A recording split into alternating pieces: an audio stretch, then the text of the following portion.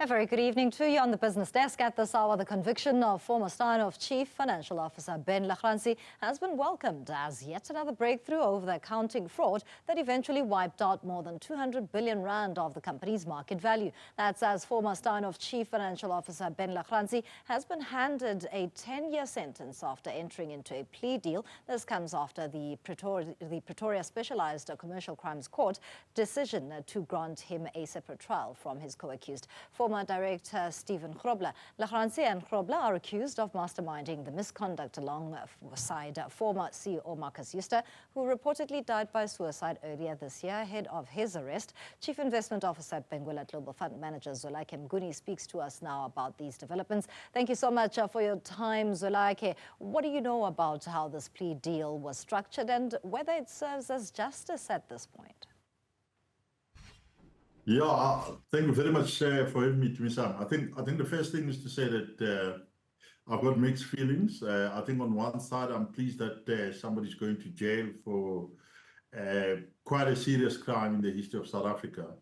But of course, I mean, it could have been better if they were going forever.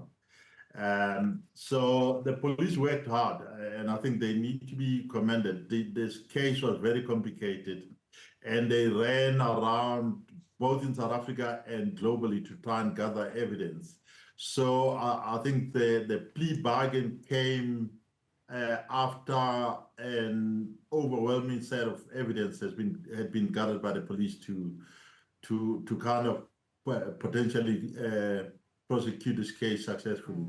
So what the police had been doing in the last few weeks has been getting in touch with the complainants, and I'm one of them, and essentially discussing what is acceptable, what is not acceptable. So I think from our perspective, it's a great outcome, but yeah, I mean, if you look at it relative to the crime, I think it's probably we could have done better. I absolutely agree with you there, and I would also want to ask about whether there was a dance, a balancing in terms of the discussions that center around this particular plea deal. It does sound that criticism would follow that in some cases individuals are handled with kid gloves, because if it was just an ordinary South African, it wouldn't be this way. Look, there was a trade-off that had to be done. I mean, I don't think he's the only person that's going to be prosecuted here. So there was a trade-off that had to be done to kind of secure or make it easy for later prosecutions to potentially succeed in court. And the trade-off was that the sum of his sentencing would be suspended, so that he can turn state witness in subsequent cases. So if you call it a dance, yes, there was, but I do still think that it's a relatively reasonable trade-off, given that you could have gone on a lengthy trial that would have taken years, and we were already 7 years behind the schedule in this particular case. I'm glad that you raised that latter part, because I was going to ask about the expectation of some sort of testimony or evidence to be shared as part of this agreement to get the prosecution of other former executives. But it's also interlinked with my other question around the alleged death by suicide of Marcus Jooste. Where does that leave his matter? Can there be any other effort around seeking accountability there? Of course, I mean, the state can go ahead and prosecute or at least confiscate assets that are proceeds of a crime, and I think that doesn't stop the alleged suicide doesn't stop that. But I think it might actually become a lot easier with evidence that might be extracted out of the CFO.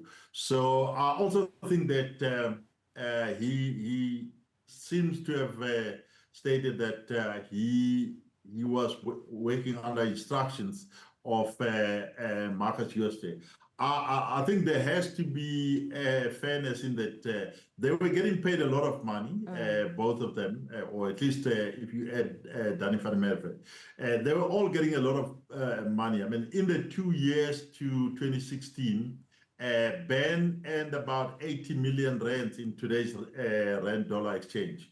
So they were getting paid a lot of money, and there was an incentive for him to cooperate. It wasn't just only taking instructions, because he's a chartered accountant. He knows what is right, what is not right, and certainly he could have resisted that. So I do think that just transferring the entire blame to an instruction is also not reasonable. Referencing how handsomely these individuals would have been paid or having paid themselves, let's also go back to whether the latest developments are just for those vulnerable individuals in South Africa who lost out as a result of this fraud at Steinhoff. Some of them include ordinary government employees by way of assets having been bought into different portfolios. Look, I think the starting point is that the investors were defrauded. I mean, there is no two ways about it.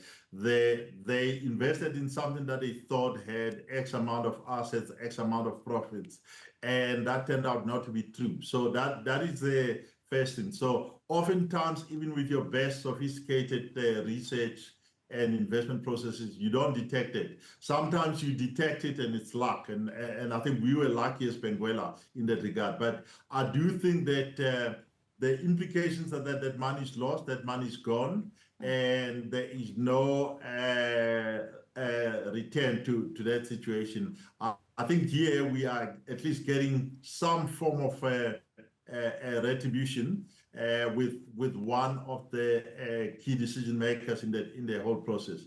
However, I do still question, why would they be the only ones? I mean, the board oversaw the whole thing. How come there isn't anybody from the board that's being questioned? Right.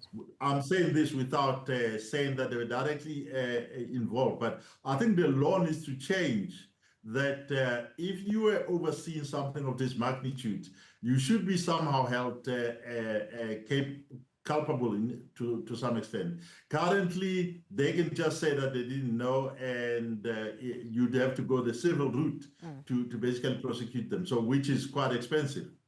As a parting shot, Zwelakhe, would you say that South African authorities are dealing with this matter as best as possible, especially as you highlighted that there could be far more role players here to be dealt with? And we saw that a parliamentary process has essentially not yielded any results whatsoever. And at the same time, the criminal case is moving at snail's pace still. Look, I've dealt with the police as a complainant for the last 7 years. They've been phenomenal men and women in this whole case. So I think they did the best they could to handle this case. The fraud was complicated.